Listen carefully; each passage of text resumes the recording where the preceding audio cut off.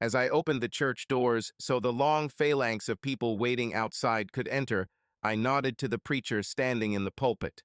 Besides me, he was the only person who knew what was about to happen, or at least that's what he thought.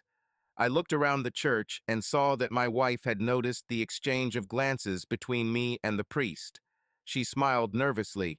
I think she thought I didn't like him very much. In her mind, however, any communication between us was good. As hundreds of church members watched, a long line of people, mostly black, dressed in long choir robes, slowly filed into the church. The whispering stopped instantly as the woman at the head of the column raised her hands and, in the loudest, clearest voice the church had ever heard, began to sing. Her voice was so powerful that it spread throughout the entire church, even without amplification. "Uo, uo, uo, Jesus. Please, please forgive me." She paused for dramatic effect. "For the fact that I'm about to say." At that very moment, I felt like a phoenix, the legendary bird of fire that rises from the ashes and burns everything in its path to the ground. My eyes narrowed, but I smiled.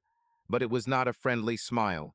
To describe this type of smile, imagine a shark, a wolf, or the Grinch, right before their moment of triumph. A few bastards within these walls have done me wrong, and the day of reckoning has arrived. I pointed my remote at the pulpit, and the large screen behind the preacher dropped from the ceiling and lit up. He looked at me strangely because he only knew about the choir that was slowly passing through the church. Music blasted from speakers throughout the temple, and the choir responded as they walked through one door and turned toward another. The congregation had never heard such music before. It wasn't anything like the Southern gospel. In fact, it was not a religious song at all. It was very heavy, hard rock, almost metal. Some of them opened their mouths in surprise. Others began nodding their heads to the music or dancing. This was my moment, and I enjoyed it. I raised my hands and started dancing too. The vocalist, who was already in the center of the church, began the first verse of the song. If the preacher and his congregation were expecting to hear a hymn to the glory of God or an encouraging song to lift the spirits of the believers, they were in for a shock. It was a song about the other side of the Bible, about revenge. Almost everyone's mouths opened when this short, plump woman began to sing in the same powerful voice. Her tone changed. It was no longer respectful. He became cunning and evil. I was amazed by her ability to phrase and perform the song with the same emotion that I felt. "I killed you in my thoughts today. I killed you in my heart today, for everything you did to me. I have killed you hundreds of times. I shot you and never cried. I killed you in my thoughts today. I laughed and watched you die." The preacher hesitated and started to say something, but then noticed that people were looking and pointing at the screen behind him.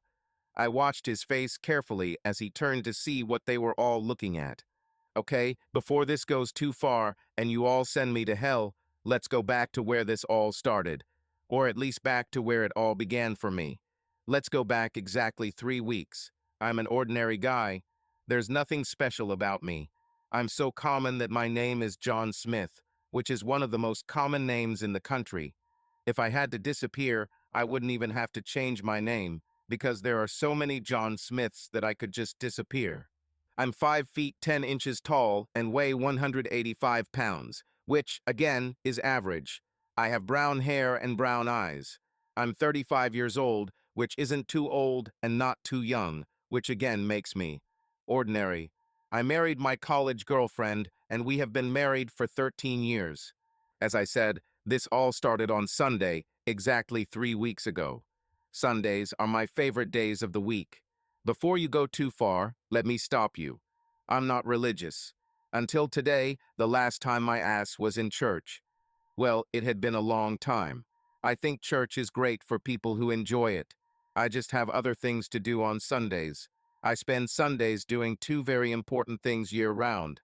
I get up very early on Sunday and go for my longest run of the week. I love to run.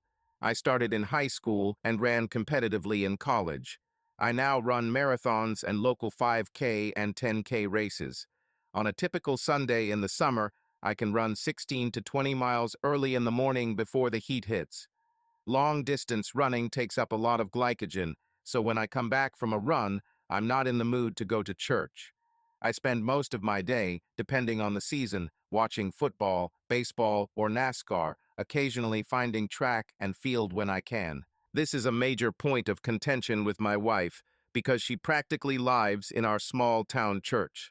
By the time my legs recover, there is usually about an hour left before sunset. This makes it the perfect time to wash my car. Washing my Mustang is my second big Sunday activity most of the year. I love it, and it takes me at least a couple of hours. It's worth noting that my wife hates my car. To be fair, it's also worth pointing out that I don't care if my wife hates my car. Don't get me wrong, I love Kim, but in the 13 years we've been married, things have calmed down a bit. We started off hot and passionate like most couples. We were so in love that we could not part even for a few minutes. Over time, we began to feel comfortable with each other, which is not always a good thing. We started a hobby. Mine, of course, were running and Mustangs. Hers is church and charity. We also agreed that we would put off having children for a while. According to our plan, this year would be the ideal time to start. I am 35, I am already mature enough and responsible for fatherhood. She's 31, and although her body clock hasn't started screaming in despair yet, she's ready. She also doesn't have to worry too much about losing her figure because it's already gone. For the first 10 years of our marriage, she dieted and tried to stay beautiful for me. Nowadays, the only time she thinks about makeup is when she goes to church or does charity work. My running keeps me in good shape. The fact that I love her means she doesn't have to worry about whether she's gained a kilo or 30. Anyway, 3 weeks ago, I decided to do my long run on the trails near the local quarry. This would give me a change of scenery from the route I usually run at the local park and would also give my joints a break from the pounding of the pavement. The grass and soil on the trails were softer and more forgiving. I went there and had a good run. In my excitement about the new place, I forgot to bring my usual post-workout drink and snack. The first thing you need to know is that I am not a world-class athlete. I don't follow a strict diet, and I don't always eat healthy food. My usual post-workout snack is a bag of chips and a can of cherry Pepsi. In my mind, chips are carbohydrates, and they also help replace sodium lost while running. If you've ever really looked at Powerade or any of the other disgusting sports drinks, most of them are just sugar, water, and some electrolytes. So if I drink a Pepsi and eat a banana, I'll be fine and won't have that horrible sports drink taste in my mouth for the rest of the day. So I stopped at the local gas station to buy a Pepsi and a bag of chips. I looked terrible, or at least like a 35-year-old guy who just ran 20 miles and didn't get his Pepsi. I looked around the store at the gas station and grabbed some chips. They didn't have cherry Pepsi. I had to settle for the usual one. Approaching the cash register, I recognized the woman who worked there. Heck, we live in a small town, so almost everyone knows everyone here. "I guess you weren't in church today," she said. Jane Foster, the woman who worked at the gas station, has been 2 years younger than me for most of my life. When I was in high school, she was in elementary school, and so on. She was about 8 years younger than me and 4 years younger than my wife. That is, she was about 27, although she didn't look her age at all. Perhaps that's why she was given that strange nickname, Pock. She had brown hair, like me, but mine was just brown, and hers somehow shone and shimmered in different shades. Her hair was simply shining. Blue eyes weren't out of place either. In fact, she was the sweetest girl that ever walked into the light of day. I knew her whole family and hated most of them. I remember hitting her brother Grant several times in high school. Her other brother, Brooks, thought he was too smart to fight. I think he was just smart enough to realize that he was smaller than Grant and would probably get his ass kicked too.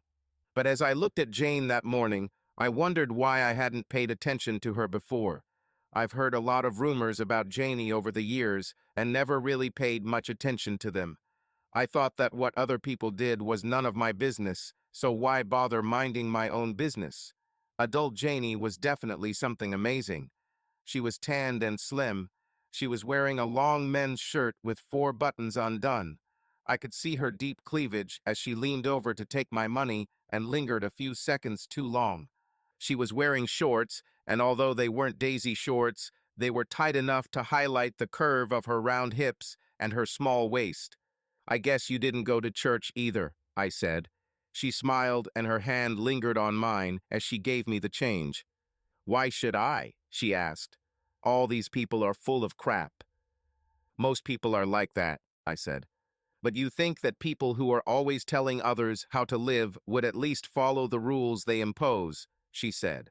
And from the way she said it, I realized that she was talking about personal experience. "I'm not going," I said. "I believe that the relationship between me and the Almighty is a personal matter, and I can quite handle it myself without outside interference." "I agree," she smiled.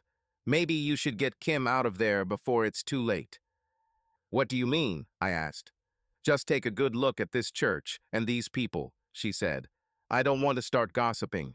There are already enough of them in the city, and not all of them are true.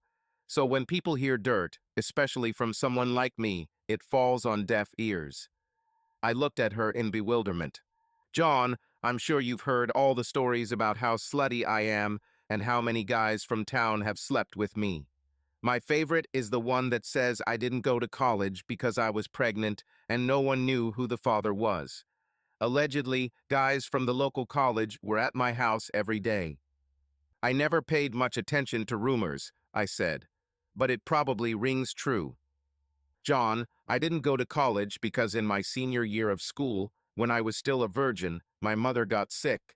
It was decided that I should stay home and take care of her because my older brothers were already in college. Plus, someone had to cook and clean for my father and younger brothers. Guys always came to our house to hang out with my brothers. They rarely paid attention to me. A few years after this, my mother died and my father became ill. I took care of him for 3 years until he died last spring, and then I started working here. I'm trying to save enough money to get out of this cramped little town. I'm 28 years old, and I've only slept with 3 men in my entire life, and none more than 3 or 4 times. There aren't many women in this city who can say the same. Some of the married women." She just stopped talking, as if she had said too much. "Janie, I don't know you," I said, "so you don't have to prove anything to me, and you misunderstood my words. I was trying to make a joke, not attack you personally." "What did you mean?" she asked. "I just meant that when you were talking about all those guys who kept coming to your house, it was possible because you were beautiful enough that they would want to do it," I said. Her tanned face turned red. "John, you knew I was always in love with you," she blurted out. "I used you to scare my brothers when they bullied me. If they made me angry, I'd just say, 'I'll be there next time John Smith kicks your ass,' and then I'll laugh. I think that's why they started calling me that." I looked at her in bewilderment. "Are they really calling you?" I began. "They call me Pook now," she smiled. "This is a modified nickname. At first, they called me Pocahontas because I always talked about John Smith. Over time, they just cut it down." We stood and looked at each other until the bell rang when another customer walked in and interrupted our conversation. "Bye, I need a beer," said a short guy who needed a haircut. "NASCAR begins." "What beer, Mr. Brady?" she asked. "What they drink," he smiled. "Hi, John," he said to me. "Hi, Tom," I replied. "Remember what I said about the church?" She smiled, moving to show him where the beer was. I thought about this for several days. It's always been in my head. A few days later, sitting at my desk in the factory, I heard the phone ringing. I picked up the phone without giving it much thought. "John Smith," I said. "You need to come home for lunch today," said a muffled female voice. And then the phone went silent. I chalked it up to another prank on one of the guys from the factory who worked for me. They always came up with something like this. They were telling me to go down to the production floor because of some problem. I'd go down there, and when I came back, my chair had disappeared or something like that. One day, they actually caught me when I went out to lunch and came back to find that they had entered a command into my computer that turned the screen upside down. I couldn't show that they were pranking me, so I didn't want to ask how to fix it. I ended up having to call Microsoft support a couple of days later to resolve the issue. But the voice on the phone was female, and although it was possible that they could have asked their wives to help them in the prank, for some reason I took it seriously. I was sure I was just being stupid and falling for another prank, but I went home anyway. When I arrived at my average-sized home, my life changed again. I saw my wife's car in the driveway, but there was another car there. It was one of those old Cadillacs. I knew who owned this car, and I became worried. The car belonged to Reverend Pendergast, and I expected that I would have to listen to another lecture from him about why I should go to church. I decided to sneak into the house through the back door, grab a quick snack, and head back to work. That way I could avoid this nonsense. Once again, I have nothing against religion. I think this is great for religious people. But I just don't like it when other people's beliefs are imposed on me. I don't need these fire and brimstone sermons. I don't need to save my immortal soul. If I'm going to hell, I'll probably be driving a Mustang there. On the other hand, I don't try to impose my beliefs on others. Think about it. My wife drives a damn Honda. How open can I be? So I snuck through the back of the house and into the kitchen. As soon as I got there, all plans to quietly go in and out disappeared. There, in my living room, my wife had sex with the Reverend's driver. It looked strange. Something was wrong here. I had enough friends who had gone through divorce to know that barging in and beating him up was not the answer. I shot a short video on my iPhone and took a few pictures that showed their faces. Then I quietly made my way out of the house again. I took my usual hour at lunch to think about all this. I carefully analyzed every aspect of the incident from the very beginning. I now knew that the woman's voice on the phone was probably one of my neighbors trying to warn me. The idea that it was a joke from one of my colleagues faded away. 13 years down the drain, I thought. I realized that I needed to seriously think about my future actions. Over the next few days, I spoke with several friends who had gone through divorce. I asked them all kinds of questions. I asked what lawyers they used and what they got out of the divorce. I asked them why their marriages failed. I also talked to several friends who had problems in their marriages, but were still able to save their relationships. The results were unexpected. In most cases, divorces occurred due to men's infidelity. I realized that these cases had little to do with me. In other cases, 50% of couples eventually divorced, either immediately or after a few years or months. In most cases, when couples managed to stay together, the spouses really loved each other enough to get through it. In several of these cases, the wife was drunk or manipulated, and these were isolated incidents. The remaining cases involved couples who stayed together for children or financial reasons. There were also cases where the husband was allowed to revenge or restore justice. There have been cases where a couple truly loved each other and made heroic efforts to stay together, but after the trust in the marriage was destroyed, it simply could not be restored. Husbands began to suspect every place their wives went. They were constantly trying to catch them doing something. Over time, the wives began to hate it, and most of these marriages ended in divorce anyway. Then I wondered if I loved Kim enough to even try to save our marriage. Over time, as I mentioned earlier, we grew apart and developed our own interests. Perhaps this was the moment and the reason why we both had to move on. I then asked myself the question, do I really still love Kim, or are we just used to each other? No one forced her to have sex with this guy at gunpoint, and she did it in my fucking living room. In a way, it was even funny. As I already said, Kim is no longer young, and her former beauty is long gone. But you'd think that with all the work she does for the church, she'd at least have the status to sleep with the priest himself rather than his damn driver.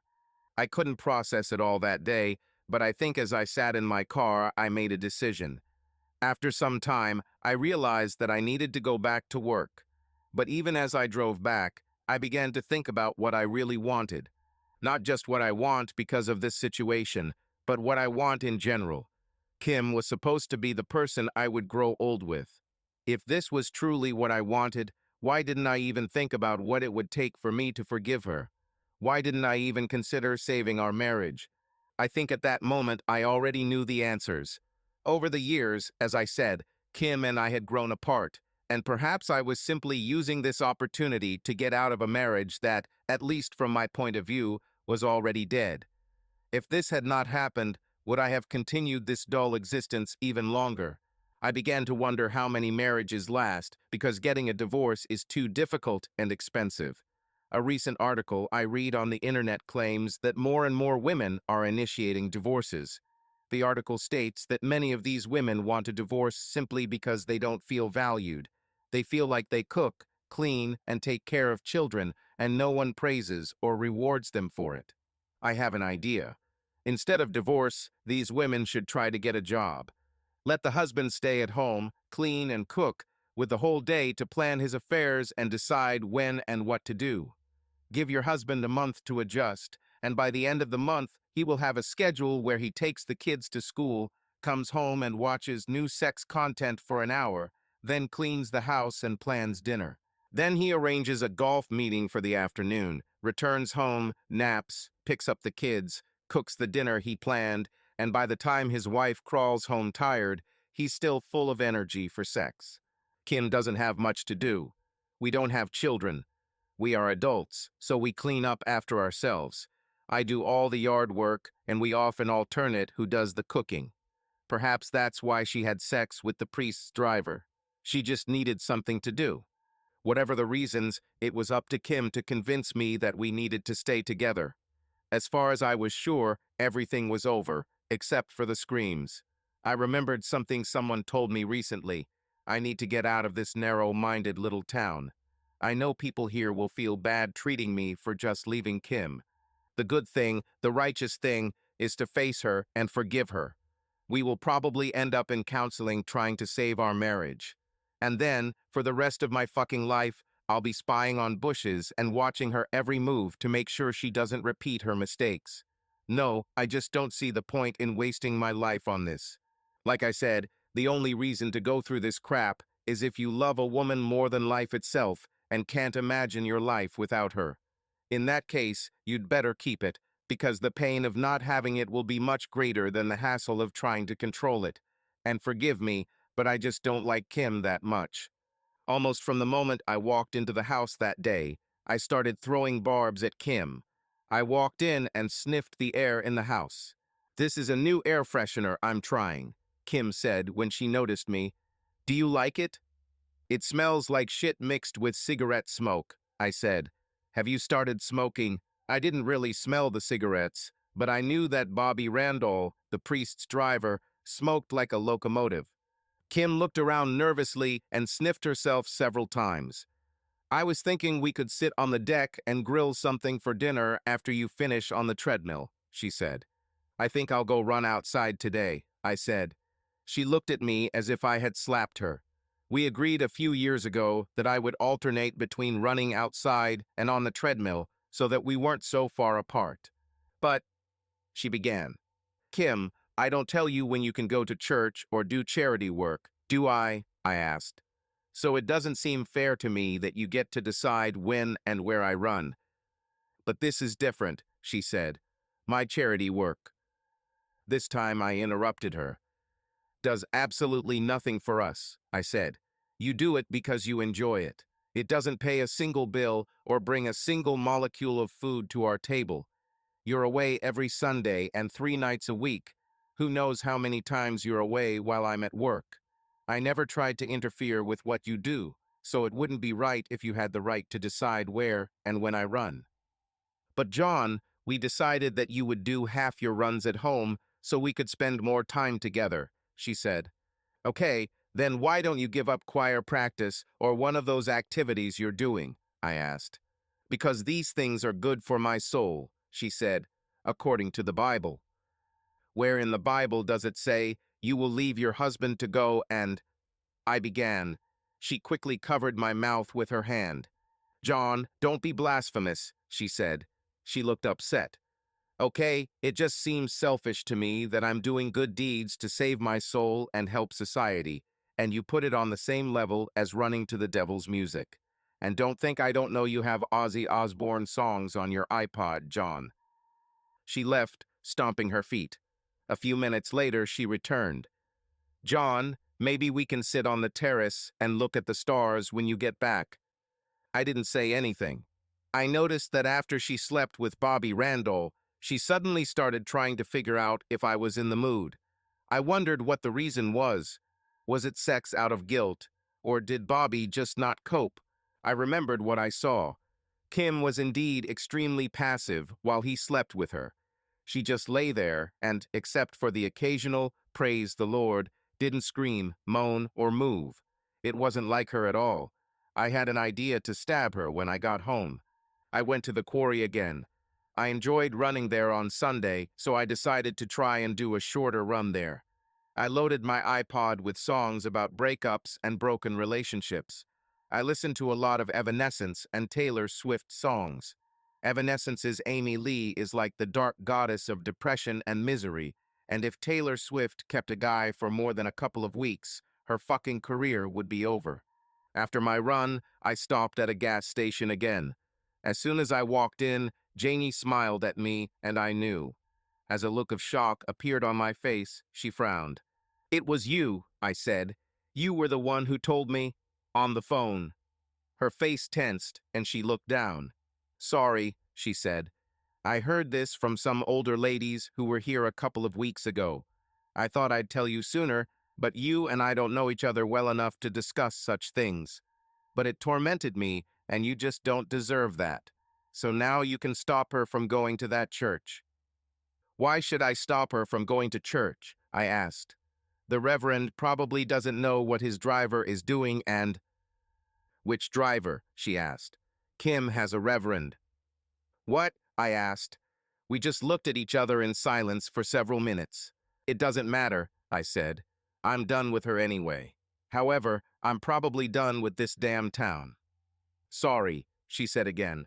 "At least you have the option to leave. So why did you come here?" "I ran to the quarry," I said. "I need sea batteries." "Maybe I should try running too," she said, "before I start losing my figure." I couldn't help myself. I just started laughing. "Janie, you have the perfect figure," I said. She immediately began to blush. She handed me the batteries, and I gave her a tenner. When she started giving me change, I told her to keep it for her escape fund. When I got home, I left the batteries on the bed so Kim would be sure to find them. I took a shower and changed into comfortable clothes. I made some popcorn, melted some cheese on it, grabbed a bottle of Dos Equis Amber, and went into the living room to plop myself down in front of my big screen TV. I inserted the Blu-ray disc with the fifth film in the Fast and Furious series. Kim came in from the street a few minutes later. "What are you doing?" she asked. "I thought we were going to sit on the terrace and spend time together." "I thought this was what you wanted," I said, "and I wanted to watch my favorite movie." "But you've already seen this movie 100 times. She stopped just in time. "You've seen this movie many times," she said. "And we sat on the terrace many times," I said. "Besides, I need to prepare. The sixth part comes out in May, and I need to remember how this one ended and what happened there." "But you were at work all day," she said. "I haven't seen you since this morning. I spent the whole day making the house clean and cozy for you, and—" "Are you sure you've been doing this all day?" I asked. I tilted my head and looked at her. The nervousness on her face was epic. "Well, maybe not all day, maybe what do you think I did? She began to stutter and fell silent. I turned back to the screen. "John, after all that work and running all day, you need to eat something at least half nutritious," she said. "Popcorn with melted cheese and beer is not what you need." "Since when do you care what I need?" I asked. "I have nothing to do with your church." "John, I love you," she said, and I almost believed her. "But you need to get your relationship with God right. No matter how much I invest in the church, it will not save you. And maybe we need to schedule some sessions with the Reverend to talk about our marriage, because we seem to be going through a difficult period right now. Maybe it's worth it," I said, and turned up the volume as she left. The next evening, when I returned home, there was a Cadillac in the driveway. As I walked through the house, Kim ran out to meet me. I noticed Bobby sitting on the hood of the car, lighting his regular cigarette. He struck a match and, as usual, threw the match over his shoulder. She bounced off the car and landed on the ground as he greedily puffed on his cigarette as if his life depended on it. "We have a guest," she said. "Yes, I see," I said. I followed her onto the terrace and saw the Reverend sitting on one of my lounge chairs. He looked at me and smiled. He stood up and extended his hand, and I just looked at her. He immediately became nervous and realized that what Janie told me was probably true. There was something more here than I thought. "I'll need help." "Brother Smith," he began. "I didn't know we were related," I replied sharply. "We are all brothers in the service of the Lord," he said. "I am not in the service of the Lord," I said. "I don't even go to church. I think I'm an atheist." He looked shocked again. "You have really lost your way," he said, as if he was sorry for me. "Perhaps this has something to do with the sad reason why I came here." "Why are you here?" I asked. "Sister Smith asked me to meet with you too in hopes of finding a solution to the problems you are currently facing in your union and—" "I don't know any Sister Smith," I said. "But if you're talking about my wife, Kim, then I think any problems we have now were caused by you and your company, and I would prefer to discuss them with a qualified therapist." I noticed the look between him and Kim again when I hinted that he was the source of our problems. But he began as I turned towards the house. "Godspeed, Reverend," I said. "I'm going for a run." When I went into the house to change into sports clothes, I heard Kim talking to him. By the time I changed my clothes, their conversation was over, and he was already walking to his car. I met him again as he walked to his car. He noticed the shiny finish on my Mustang and the shine of the chrome wheels. "Brother, uh, Mr. Smith, what do you use to maintain this car to make it shine so much?" he asked. "I wish my Cadillac sparkled like that. It's a classic, you know." "I'll just wash and polish it," I said. I kept my true opinion. In fact, I thought his Cadillac looked like a pimp's car from the 70s. "Maybe someday you can wash and polish my Cadillac," he said with a smile. "Maybe," I said, starting the Mustang's engine. "Maybe someday pigs will actually fly out of my ass," I added when I was far enough away from him. I didn't go to the quarry to run. I didn't run at all. I went to visit my friend Jerry Willis. Jerry was a really interesting guy. When we were in high school, Jerry was the guy who knew where to get weed and beer. He was always the one people turned to if they had problems. Jerry grew up and became a private detective. He didn't have much work in our area, but he was pretty good and owed me a few favors. I just told Jerry I wanted him to keep an eye on Kim for a while. I gave him our home number and her mobile phone, and then he arranged everything himself. When I got home that night, Kim had prepared her famous stew. She was sitting on the veranda waiting for me when I arrived. "I got your message last night," she said. "I thought maybe we should talk about it over dinner." I was hungry, so I followed her into the kitchen. She really worked hard for dinner. She had makeup on, combed her hair, and changed into a different outfit. As we started eating dinner, she just blurted out, "John, I don't know why you had to go through my drawers, but okay, you found it. If you want, I'll throw it away. I haven't used it for a long time. I only used it for, you know," she said, hiding her face. "In those moments when we don't." I had absolutely no idea what she was talking about. I looked at her again. "The batteries you left on the bed," she said. "I thought you were acting this way because you got angry when you found my, well, toy." "I've known about your sex toy for years, Kim," I said. "Most women have them. Why would I be angry about this?" "Well, maybe you thought that meant you," she began. "What am I not what?" I asked. "Damn it, Kim, you're a grown woman. Just say what you want to say. It's like we're married. We can talk about sex." "I don't use the toy because you don't satisfy me, John," she said. "You're the best at." She trailed off, realizing that she'd let it slip. She started trying to fix the situation. I mean, I've only had one man before you to compare myself to, but out of the two of you, you're the better one. But sometimes, like now, when we're mad at each other and we don't. Well, like last night. I really wanted to, but you didn't want to, so that's when I needed it. But I didn't use it last night. Well, then you should definitely use it tonight, I said. After that, I continued eating. She didn't say anything. She was going to, but changed her mind. John, why didn't you want to talk to the Reverend about what's going on between us? She asked quietly. Because he's so full of shit that his eyes are brown, I said. John, there's something wrong between us, isn't there? She asked. I feel it. I asked the Reverend to come talk to us because I don't want things to get worse. Kim, I don't see how things could get any worse between us, I said. If you want us to talk to someone, you should find us a qualified, impartial therapist, not some religious charlatan. She simply nodded her head and began to collect the dishes. I helped her clean the kitchen, then she went into the bedroom to make some calls while I watched TV in the living room. Life continued for several more days until everything became clear. Kim tried her best to fix the situation between us, but never acknowledged what was happening. The gap between us became wider and wider. By the end of that week, however, Jerry returned to me. He conducted an amazingly thorough investigation. Dude, I'm sorry to say this, but your wife is sleeping, he began. The Reverend and his driver, I interrupted him. You missed the deacon, he added. These three get more female attention than Hugh Hefner, and they cope with it because they do it very cunningly. Reverend Pyle is as slippery as duck shit. He makes all those middle-aged women who are just a little past their prime feel beautiful again. He starts by convincing them of their attractiveness, something their husbands probably haven't done for a long time. He makes them feel needed.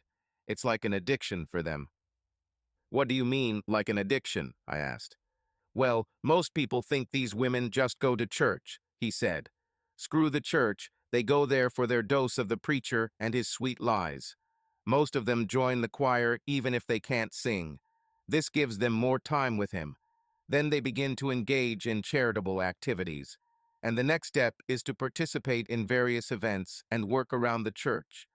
They do all this on different schedules in order to be alone with him. This way he can focus his charm on one woman at a time, and then he begins to act. He keeps telling them how beautiful they are and how no one appreciates them. Then he starts talking about how difficult his life is and how much responsibility lies on his shoulders. And then he talks about how, despite all this responsibility, he is still an ordinary person and his needs are not always met. He finished with a smug smile. The next thing you know is that some middle-aged wife with stretched thighs who thinks she's doing something great now regularly has a preacher and thinks she's doing some great service to the congregation. It's almost like a twisted version of Joan of Arc. I can just hear the angels singing about their great sacrifice as they spread their fat thighs for this holy bastard. Jerry shook his head. It's funny, but the deacon noticed all this. And naturally, he also wanted his piece of the pie. And then, in some cases, as unfortunately, in the case of your wife, the driver also understood everything. And none of these women think they're doing anything wrong, it's just funny. It's like the knights who took part in the Crusades. They went to the other side of the world and committed all these murders and atrocities in foreign countries in the name of the church. Think about it. You have all these supposedly pious, God-fearing knights who forgot the commandment, "Thou shalt not kill," simply because the Pope told them it was okay. He used his beautiful speeches to convince them that they could buy their way into heaven by killing people, and thus breaking the very commandments they were supposed to keep. It's almost like damn Kyle Busch just drops below the safety line and passes 3 or 4 cars because he's driving a shorter distance, I said with exasperation. Jerry rolled his eyes and looked at me. Dude, it's institutionalized. They worked it to perfection, he said. He showed me the recording. Who would have thought that all these boring housewives wanted to have them so much, said the preacher. Yes, said a voice I didn't recognize. I'm still shocked that you couldn't seduce that girl from the gas station. It was my mistake, said the preacher. In fact, It was a blessing that the harlot did not fall for it. The Lord was watching over me. When I thought about it, I realized that part of what makes it so easy for us is that everyone knows that these women are happily married and good churchgoers. It never occurs to anyone that they could do something like that. If you or I were seen with some young single woman, it would immediately spark rumors. We must stay among the people of the church. Amen, said the other man. See what I mean, said Jerry. They even have damn rules for it. I just shook my head, but I was starting to understand something. I was beginning to realize that perhaps I was not alone in this situation, and I was also beginning to realize that I needed some kind of revenge. I needed more than just getting rid of Kim. I needed to make them all pay, and maybe I could find help with this. I have a video, Jerry said. You have all the evidence to get a divorce if that's what you want. You're lucky. They almost never do this outside of church. Only the driver sometimes does this, and the other two do not know that he is aware. He usually chooses one woman at a time and limits the number of meetings. The preacher regularly sleeps with several women from the congregation. This damn womanizer sometimes manages 2 in one day. A deacon receives approximately 2 per week, and the driver now only has your wife. As far as I know, they meet once a week. Your wife is not sleeping with the deacon, so it's not that bad. She sleeps with the preacher on Fridays and the driver on Tuesdays. The rest of the time, she is an ordinary housewife. She sings in the choir and helps with charities, but that's about it. And if it's any consolation, John, she really loves you. She simply does what she does because he convinced her that it is her duty. Some of these old ladies sleep with him 3 or 4 times a week and enjoy it. Over the next few days, I slowly assembled my own congregation. It took me about a week to assemble a team of men I could count on. They all had wives who were deeply involved in the church, and a couple of them were themselves involved in church affairs. It was not an easy task. Most of the men were angry when I first approached them, especially those who were church members themselves. There were also a few guys who had to be restrained after seeing videos of their wives. They wanted to immediately return home and bring charges against them. But once they listened to my plan, they agreed. One of the men was convinced that we needed to involve the preacher's wife in our cause. She had no idea what was happening. She believed the sun was shining from her husband's holy ass. I didn't trust her. She was one of the women in town who unfairly maligned Janie as the town's easy girl. One of the guys I brought into the case, oddly enough, turned out to be Janie's older brother, Grant. Grant was also one of those who had to be calmed down. But as our plan began to take shape, we put old differences behind us and talked to each other often. Grant was older now, much plumper and balding. But he was a good man and loved his wife very much. Of all of us, he was the one who shouted the most about what kind of punishment he was going to give to his wife. John, she will have to give me pleasure on demand, and will take every RV to every NASCAR race within a 500-mile radius, he said. And just let him try to say something about the fact that I look at women in bikinis at races. I envied him, but out of the 5 of us, I was the only one who was going to get a complete divorce. The others largely accepted Jerry's words and evidence that their wives had been manipulated. 2 of these guys wanted to break up temporarily so they could do whatever they wanted during the breakup. Grant wanted fun and NASCAR as atonement, and I wanted a divorce. I wasn't sure if I wanted a divorce because of what Kim did or just because I truly believed our marriage was over. But anyway, I didn't envy these guys in their future lives. They will have to either simply forget about everything that happened or spend the rest of their lives watching their wives, fearing that they will be deceived again or that they themselves will decide to cheat again. I just wasn't the type to live with it. John, Polk may have been right about you all these years, Grant said. What do you mean? I asked. You know she always thought you were special, he said. But I'm still angry at her. For what? I asked. Because if she knew what was going on, why did she tell you first and not her own brother? He asked. There were still a few things I needed to do before we were ready to start. My guys helped me with this. I needed to secure access to the church for Jerry, and so we could set up the audio-visual system. I also had to turn the church into a controlled trap. This meant that I had to make sure that only certain doors were opened at the right times. I also had to supposedly make peace with the pastor. It didn't help that Kim and I weren't talking anymore. Last night, she asked me to reconsider talking to the pastor about our problems, but I just ignored her. "John, things seem to be getting worse," she said. "We haven't had sex for 10 days. We used to do this even when we were angry at each other. This is unnatural for us. I'm starting to think you're doing this with someone else. Is that so? And you?" I spat venomously. She didn't answer. She just started crying. "How could you think that?" she cried. "Pastor Pyle says that sometimes when men don't want their wives." "To hell with Pastor Pyle," I said. "I already told you that he is a complete idiot. He's a piece of shit." And I left. I went for a ride in my car. When I returned after cooling down, Kim was already in bed. I didn't even bother to check if she was sleeping. It took me a few days to figure out the next step. I asked the guys to help me find a time when the pastor would be alone in church. I caught him just before he was about to leave and started a conversation. I barely managed to stop myself from punching him in the face, but I pulled myself together. After a few minutes of chatting about nothing, he looked at me. "What did you really want to discuss?" he asked. "Well, Pastor," I said, "I do have problems in my marriage. And what's more, I have problems with life in general. People are such hypocrites. Where has compassion gone? I can't believe those bastards at work, and some people you meet on the street will smile in your face and then stab you in the back. It's hard to know who you can really trust."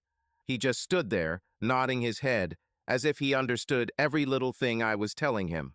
He didn't really understand that I was actually telling him about himself. "Put your faith in the Lord," he said. "People will let you down again and again. But if you lift your faith to heaven, you will never be disappointed." Then I realized I had the bastard hooked. He really believed that I came to him with my problems. He continued to talk, and I could hardly restrain myself from laughing in his face. He went on and on. I don't even remember all the Bible verses he quoted or what else he said. It all sounded like la la la blah blah la la blah blah blah amen. When I got into the car and drove away, I had to turn onto a nearby side street. There I burst into hysterical laughter until it all came out of me. Over the next few days, I tried to visit him whenever I had the opportunity. Last Sunday, I even went to church. After the service, the pastor and his wife stood at the door, talking to everyone as they left. The pastor approached me personally. "You've been busy, John, haven't you?" he asked. I thought he realized we were fiddling with the audio-visual system, so I got nervous.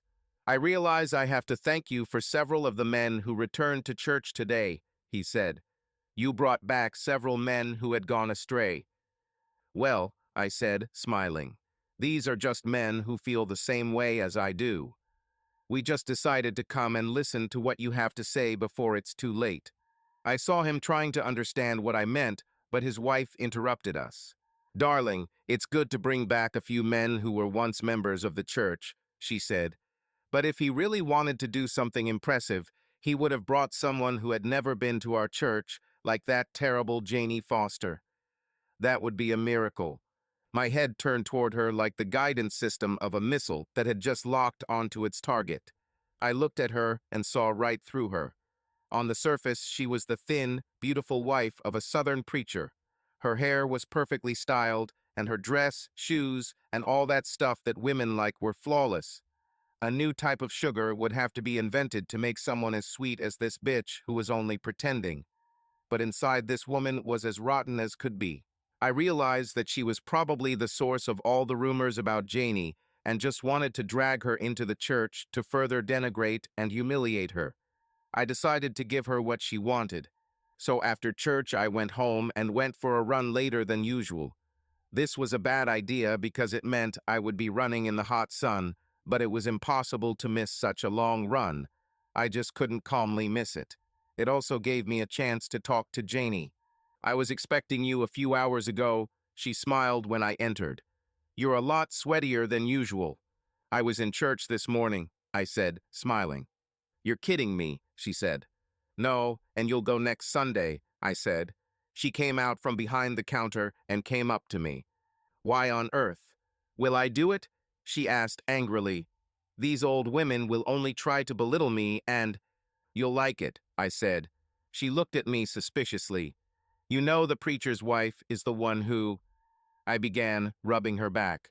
You're up to something, aren't you? She asked with a smile. I nodded my head. Trust me, you'll want to be there, I said. Okay, she said. I'll go. But I'm doing this for you. So you will owe me. On Wednesday, I told the pastor that I was sure Janie would be at church on Sunday. There was a gleam in his eyes that showed me that I was right, that he wanted to get his hands on Janie's beautiful body. On Thursday, I told him about how I had convinced a well-known local choir to stop by for some musical numbers during the service on Sunday. He was incredibly pleased with this. He patted me on the back and told me that if I continued like this, I would soon become a deacon. As I was leaving, I noticed the pastor's driver looking at me and looking extremely unhappy. As I passed by him, he whispered a few words to me. I should have been the next deacon, he hissed. Why are you trying to move me away? He spoke quietly so that the pastor would not hear him. I grabbed him by the lapels of his cheap suit and pushed him out into the street where no one would hear us. I haven't forgotten about you, I said. And you really started all this shit. You're lucky that you're so pathetic that I don't even pay attention to you. I wouldn't even give a damn about you if you were on fire. Don't make me change my mind. He looked shocked. To hell with it, he said. You can be a deacon. They still don't pay for it. Things weren't going any better at home. Yesterday, Kim came up to me. John, I understand that you talk a lot with the pastor, Kim said. You even went to church last Sunday, but you didn't sit with me. Do you know how humiliating this is? I know what's going on, she said. I knew she had no idea. Why can't we sit down and talk about this? She asked. Okay, Kim, I said. Let's talk. Get started. Well, I heard something in the city. They say you've done some great things for the church. You brought a lot of men back into the church who had stopped attending services. I even heard that you were somehow influenced by the pastor's wife. At first, I thought maybe you had something going on with Lily Pyle. I started laughing. She's beautiful, John, she said. I can understand that a man might want her. Not me, I said. I would rather be with you than with her. This woman is a snake. Kim smiled at this. But I also heard that you were talking to Janie Foster, she said. And the next minute, all the women in the city were discussing how she did her hair this morning. And she bought an outfit for church. So Lily Pyle made a special appointment to get her hair done and her blonde fresh, and she bought a new dress too. I'm not an idiot, John. You definitely have something going on with Janie Foster, don't you? Kim, I have never cheated on you with anyone, including Janie Foster and the psycho pastor's wife. I never kissed them or had any sex with them, I said. I have been completely faithful to you throughout our marriage.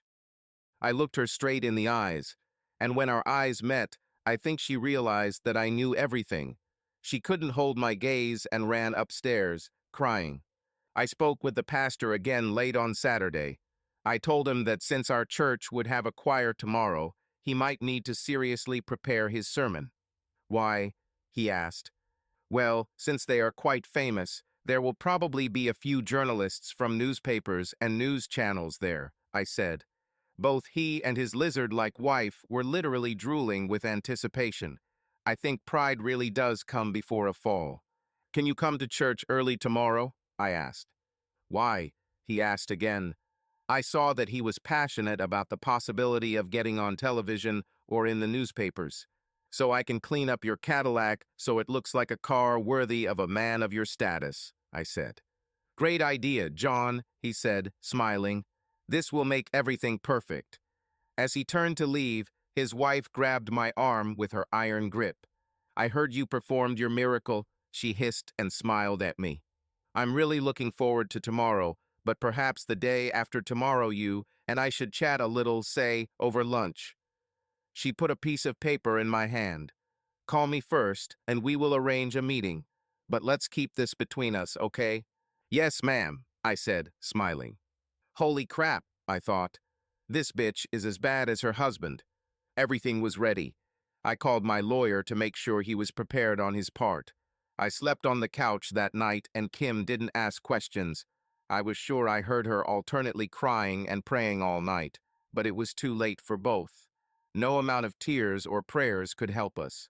On Sunday morning, I was nervous as hell, but also crazy excited. The church service started at 9 a.m., but I was there by 7. When I arrived, the preacher's Cadillac was already there with an angry driver sitting on it, smoking cigarette after cigarette. He parked right next to the side door of the church. There was barely room to open the car door without hitting the wall of the church. I brought some car washing supplies with me. My goal was to quickly clean the Cadillac and then go home and change clothes. The driver was not needed until the service began. When I approached him, he gave me an angry look, and I laughed in his face. "Why are you laughing at me?" He grinned. "You're his servant, just like me, but you don't even get paid for it." He looked at me with that smug, "I slept with your wife" smile. I smiled back at him. A few minutes later, right on schedule, Jason walked up to him from the other side of the building and spoke to him. Jason was one of the people I brought into the business. His job was to distract Bobby. They left together. Bobby had a terrible habit of smoking and leaving matches and cigarette butts everywhere. When I looked at the car, there were already 3 or 4 cigarette butts around it, and it was not yet 8 in the morning. I needed to keep him away from the car until the service started. I poured some of my special wax onto a rag and spread it generously over the entire car. I rubbed it in thoroughly, polishing as I went. I applied the same special wax to the rubber tires and all visible surfaces. I usually start with the interior of the car, but in this case, I wanted to make sure I had enough wax to cover the entire outside of the car, so I started with this. After I finished the outside, I spread some of the remaining wax on some surfaces on the inside. The car looked terrible. I went over it again, and it became a little shinier as the wax dried. By the time I was about to finish, the car looked the same as when I started. It's almost like I didn't do anything. But the tires and wheels are definitely brighter. They looked great. I thought the pastor would notice if he didn't pay attention to something else. As I was gathering my things, I noticed an old pickup truck pull into the parking lot. Grant came out from one side of the truck and waved to me. His wife, whose name I did not remember, came out from the other side. Then everything became blurry and I almost fell. I swear to God, I thought I saw an angel coming out of an old truck. It was Janie, and she looked amazing. Her hair was styled in wavy brown locks that cascaded down her back almost to her slim waist. I stood there with my mouth open until she came close to me. I just looked at her. She was the most beautiful creature I have ever seen in my life. Suddenly, I noticed that she was actually talking to me. "Did you even hear a word of what I said?" she asked. I just smiled at her, and she started talking again. "So are you going to do it?" she asked. "Do what?" I asked in response. She looked disappointed and started growling at me. I put myself in order. "I came to this place where everyone will look at me and call me all sorts of names," she said. "I'm not particularly religious. I haven't been to church in so long that I don't even remember when it was. I'm not doing this to save my soul. I'm doing this because you asked. So before I walk into this hornet's nest, you could at least kiss me." She put her hand on her hip and looked at me. My body wanted to kiss her. My body wanted to do so much more than just kiss her. But my mind told me that if I did this, if I started something here, I would be just like Kim, the pastor, his vile wife, and everyone else. As if she could read my thoughts, she spoke. "John, you didn't start this, they did. Kim is a grown woman. She had a choice. If you and her were happy, I would never say a word, but—" I grabbed her and hugged her tenderly. I gently touched her lips, kissing her, but she grabbed my head and pressed her lips closer to mine, and her tongue penetrated between my lips. "Oh yes, it was worth all those years of waiting," she said. "Sorry," I said. "I tried not to ruin your makeup. Your lipstick is smeared." "Smear it some more," she said. "I'll fix it in the ladies' room or in the truck." Janie, we'll have plenty of time for this after the service, I said. I promise. You're serious, aren't you? She asked. My brother is going to try to save his marriage, and you. I shook my head. With the way I feel about you now, I'm probably a hypocrite, but I want a divorce, I said. See you later, ma'am. I lightly spanked her on the butt. Hey, who said you can do this? She asked. I am, I said. Okay, just checking, she said. Come back soon. Janie, remember, when the choir leaves the church, you need to leave immediately, I said. She simply nodded. A little more than an hour later, we were there.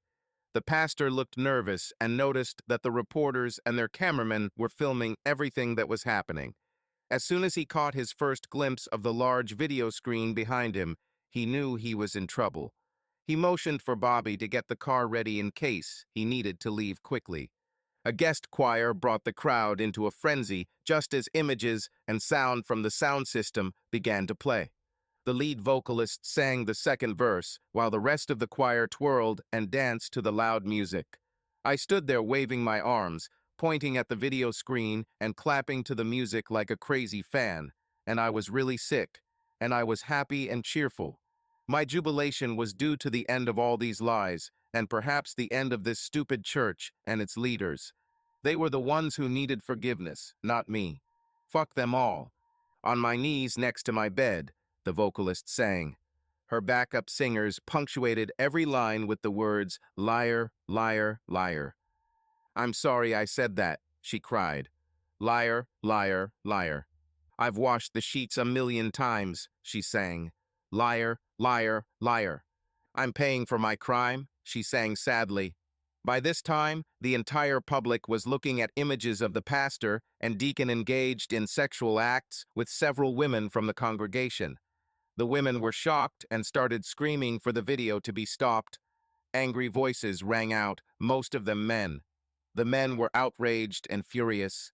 "Oh Jesus, forgive me," the choir sang as reporters filmed every second. "Oh Jesus, forgive me," they sang as the pastor looked at me and headed for the door, only to find the exit blocked. "Oh Jesus, forgive me," the choir sang as Kim looked at me with tears in her eyes as she watched the pastor having sex with her on video. She turned away because she knew Jesus could forgive her. In fact, Jesus will forgive her. But the Son of God is divine. I, on the other hand, being just a pathetic, imperfect human being, have no capacity for such things. So it's useless to even hope that I'll ever forgive her. "You damn bastard," the pastor's wife screamed in a voice so loud it drowned out both the audio system and the choir. This loud voice rallied the crowd, and as one they rushed to the pastor and deacon. The pastor jumped to the side door and again found his path blocked by my boys. He struggled through them, scratching and screaming, but found the door locked. My guys should have let him out. 2 of them had already left the church and were waiting outside. I looked back at the large hall and saw the choir going out into the street. I nodded to Janie and she followed them. I quietly walked out through the door through which the choir had entered, and it closed behind me. This is where my plan started to fail. I didn't think the people inside the church would be so angry. My people also decided to rebel. My plan was for the pastor to be embarrassed in front of the entire city. He would have to resign as a minister and would be punished by those who gave him his authority. However, as it turned out, several of my people decided that I was too soft on him. They wanted some old-fashioned justice and prepared for it. All they had to do was convince the rest of the crowd to go with them. But from the shouting inside the church, it became clear that they, too, had underestimated the level of anger that the crowd and the pastor's wife had reached. It seemed as if they were trying to tear the pastor and deacons to pieces. They even attacked those deacons who were innocent. Outside, several cameramen watched as the choir boarded the bus and left, still singing. They had another concert at another church in an hour. I walked around to the other side of the church and saw Bobby sitting in the car. He took out cigarettes and smiled. I smiled back. "Why are you smiling?" he asked. Janie came up behind me and put her hand on my shoulder. "I know you slept with Kim too," I said. His movements slowed and he looked at me warily. "And what are you going to do about it?" he said nervously. He lit a match, and I could already see the fumes rising as the hot sun beat on the car. I stepped back, pushing Janie behind me. "Nothing," I said, continuing to step away from him. "You will get what you deserve, as the Bible says. Only your retribution will come very soon." A couple of my guys came up at that moment. Several more people followed them.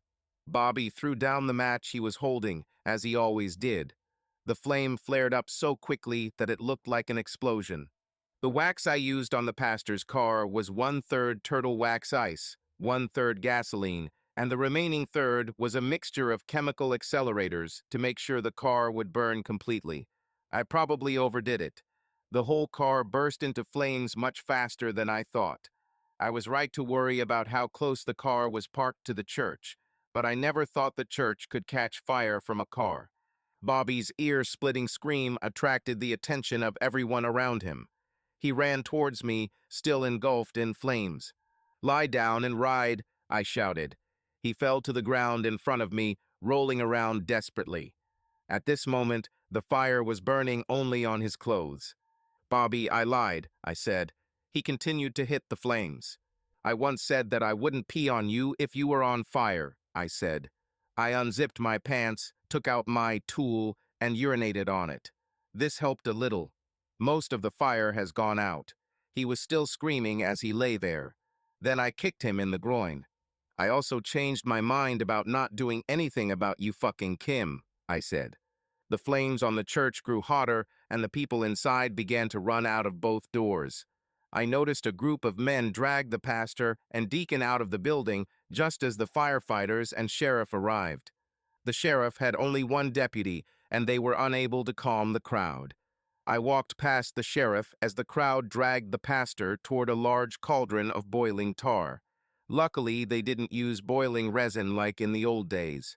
"No," the pastor shouted as he was forcefully thrown into a large cauldron of black sticky resin. The resin was hot enough to be extremely unpleasant to touch, and he screamed even louder as he fell into it. His wife kicked him in the butt and spat on him. He then broke free and ran away as quickly as he could. He was lucky again because in the old days he would have been stripped naked. Then he probably wouldn't have survived. The deacon suffered the same fate. By that time, the fire brigade had already brought the fire under control. Several angry men were yelling at their wives, including all my boyfriends. I led Janie to my car. As soon as we arrived, Kim walked towards me with a pleading look on her face. A woman from out of town stood between us. She was a slender young woman with blonde hair. She chewed her gum while talking to Kim. I couldn't hear exactly what they were saying, but I saw Kim nod her head. Then the woman handed her a large envelope containing divorce papers prepared by my lawyer. Kim began to cry loudly, and several women from the church approached her. She looked at me with a pleading look, but I just shook my head, got into the car, and drove away. I dropped Janie off at her house. She leaned towards the car after she got out. "Why are you just sitting here?" she asked. "Aren't you going to come in?" "No," I said, and her face darkened. "I should have guessed," she said. I looked at her in surprise. I got out of the car and walked around it. "What should you have guessed?" I asked. "That you are just like everyone else," she said. "At least you didn't try to get me into bed before you left." "Only because we urgently need to leave," I said. "But when we stop at the hotel tonight, who knows?" "A what?" she asked. "Janie, I brought you home so you could grab a few things and make a few calls. I'm going home to do the same. Then we leave. We are leaving this city." The smile she gave me lit up my entire black leather interior. She kissed me again, and there was definitely more sway in her hips as she walked towards her house. I went home. I packed as many clothes as I could fit into the small trunk of the Mustang. This left the back seat for Janie's things. Anything that didn't fit, I would go back and pick up later. I probably could have packed up faster, but I really wanted to give Kim a chance to come home. I didn't want her to think that I just slipped away without giving her a chance to talk to me. I saw her car pull into the driveway. I grabbed a few toiletries and my iPad and slowly walked towards the door. She opened it and walked in just as I approached her. "How long have you been sleeping with a city bitch?" she said slowly. "Apparently, since you said yes," I joked. She backed off at the anger in my voice. She sniffled and wiped away a tear. I sat her down on the sofa and handed her a napkin. "Kim, do you even know anyone who slept with Janie?" I asked. She looked at me and wanted to say something, but stopped. "On the other hand, I know at least 3 men you slept with while we were married," I said. "But your affair with her balances our accounts," she said. "I didn't sleep with her," I said. "So go," she said. "I saw you two attacking the pastor. It felt like you were about to burst into flames from how much you wanted each other. She is a very beautiful girl. I know you want her, and it looks like she wants you too. So go have some fun with her, and when it's over." "Kim, she was in love with me for more than 10 years. I don't think it's going to end soon," I said. "Oh," she said sadly. "And even if this is the case it happens, or even when it happens," I began. "There will be no hope for us," she interrupted. I shook my head. "But you love me," she said, "and I love you too. I love you more than any other man in the world. But you didn't love me enough to say no to," I began. "John, it was just," she began. "Kim, please don't say it was just sex," I replied sharply. "I was going to say it was just something I needed to do for the church and for the community," she said. "The pastor also had his own needs, and as a man of God, I thought that." Then she began to cry. "I was such a fool, weren't I?" she asked. "He really wasn't a good person. He was just using me, wasn't he?" "He used a lot of people," I said. "Then why are we the only ones getting divorced?" she asked. "Perhaps because it is right for the us," I said. "Kim, you are a good woman. I loved you with all my heart. But even before I knew about it, we were already starting to have problems. Your obsession with religion and charity over the past couple of years has been a symptom of our problems, not the cause. You need to find someone who shares your interest in religion and good works. And you need someone to hang out with, right?" she remarked bitterly. "No, Kimmy," I said. "I just need someone who loves me enough to put me first. I wouldn't mind if you had to go to church every single day. As long as you were mine, everything would be all right. I wouldn't mind sharing you with God. But with the pastor, deacon, and that damn driver, it was too much." She nodded. "The house remains yours," I said. "I'll leave you some money. If you need more, or if you decide what you want to do, sell the house and move on. I'm going." I kissed her forehead and headed towards my new life. A few minutes later, I pulled up to Janie's house. I knocked on the door. I heard Grant's voice telling me to come in. When I walked into the living room, I saw Grant watching a replay of the NASCAR race in Phoenix. His plump wife was kneeling between his spread legs. "Hi, John," he said. His wife turned to me, embarrassed. "Who told you to stop?" he asked her angrily. "But I don't want anyone to see what I do," she began. "Don't worry, Maybelle," I said.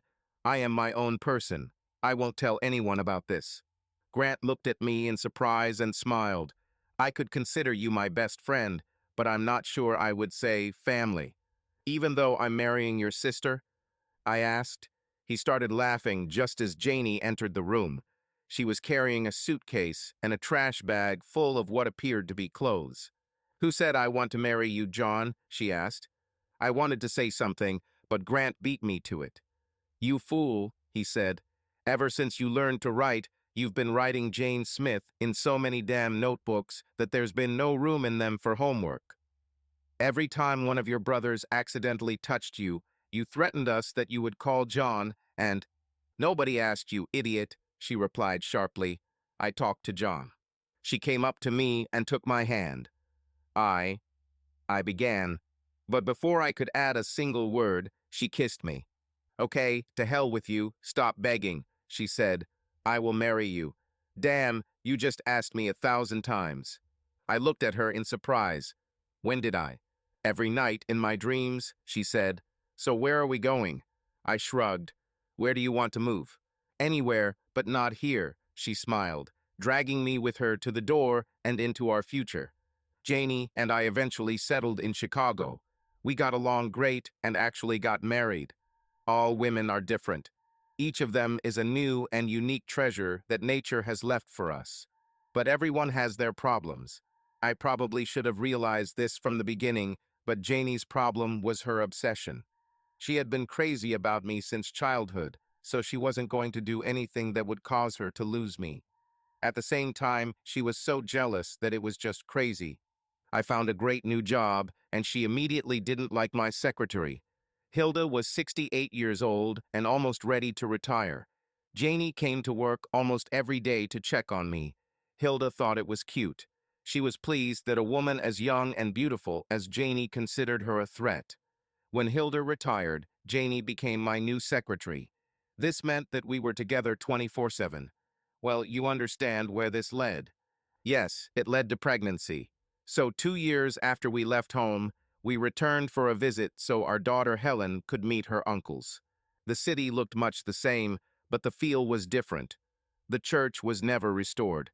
I asked Grant about this. He sent Maybelle away to tell me the story. Does she still do this? I asked.